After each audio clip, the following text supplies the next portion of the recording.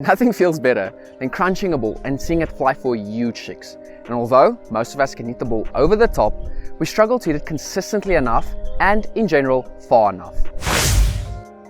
That's where this video comes in. We will take you through 3 basic areas that we can target for consistent sixes, and we'll be taking you through every element from the type of pitch, line and length to target, swing path, and body mechanics to help you understand why you're hitting balls powerfully and far in some cases and not in others. The 3 main areas we'll be covering in this video are over extra cover, straight over the bowler, and towards a deep mid-wicket cow corner area.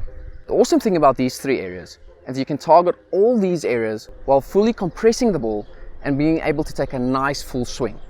By being able to do that, we can guarantee we hit the ball consistently, further and cleaner than before. So first up, let's look at line and length. For all 3 of these areas, we will need a ball that is roughly around good length or full of a length. We basically want a ball that we can look to target with a straighter bat, but not so full that we can't get underneath the ball. For line, it starts to differ slightly. If we look at basic lines and not trying to manipulate the ball outside of those lines, we can split the deck into 3 zones. One zone from 7th stump to about 5th stump. One zone from about 5th stump to middle and off, and a final zone between middle and off to about leg stump. For the zone in the wide area, we'll be looking to hit the ball towards an extra cover region. The straighter zone, we'll be looking to hit over the bowler towards the side screen. And for the very straight zone, we'll be targeting a long on to deep mid-wicket area. By using these zones as guidelines, we can pretty much guarantee that your consistency will be as high as possible when attempting to hit some huge sixes. In general, when we talk about pitch conditions, it will definitely be very player dependent. Some batters love slower decks and some love faster decks, so you'll keep this as simple as possible. Working from outside off to the leg side, the further balls outside the off stump, the faster you want the deck. It's much easier hitting a ball over extra when the deck has a little bit of pace on it. As the pitch becomes slightly slower, it opens up your straighter to leg side options a bit more. It's much easier hitting over the leg side when the deck is slightly slower.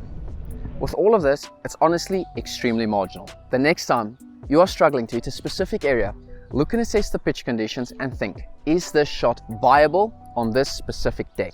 Just as pitch conditions make certain shots more viable, help the viability of this channel by leaving a like, consider subscribing. Let's get into the biomechanics and basics of targeting these 3 areas. The basics for all 3 of these areas are extremely similar. Look to get your weight forward towards the ball. This will help us get us momentum through the ball, adding to the power of the shot. Next, make sure your head movement is nice and smooth and try to keep your head as still as possible at contact. By doing this, we'll make sure that we can see the ball as long as possible, adding to the consistency factor. Looking at the hands, we will try and have a nice full swing, all the way from my back lift, all the way through to the follow through. Again, with this, it will help add to the overall power of the shot, possibly giving you those few extra meters to get it over the boundary row. Lastly, make sure you aren't looking to overhit the ball. When we look to overhit the ball, we just start losing our shape completely. We get into terrible positions and ultimately mess up a bunch of our shots.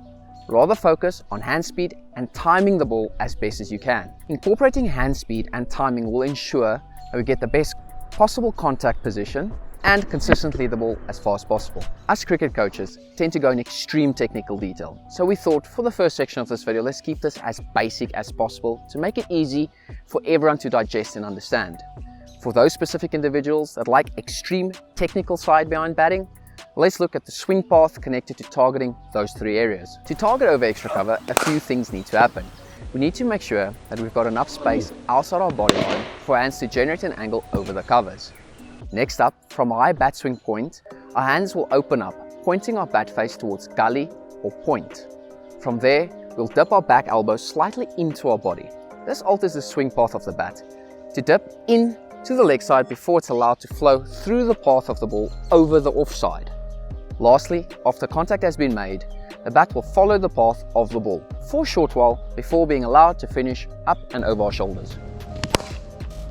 To target a deep mid-wicket region, we'll again have to alter a few things. Here we want to make sure that we get the ball almost in line with our body, so our hands can have an arc through the line of the ball, getting it aerial towards that leg side gap.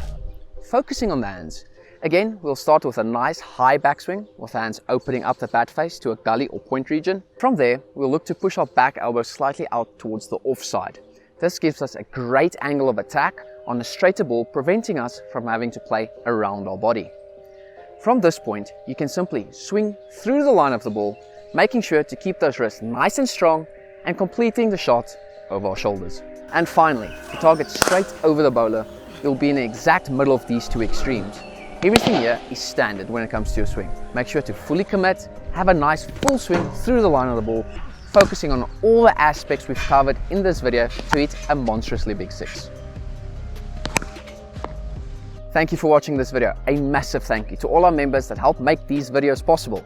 We really do appreciate you all. Remember to leave us a like, and finally, if you've ever wondered how to score for Yorkers, check this video over here. We'll see you there.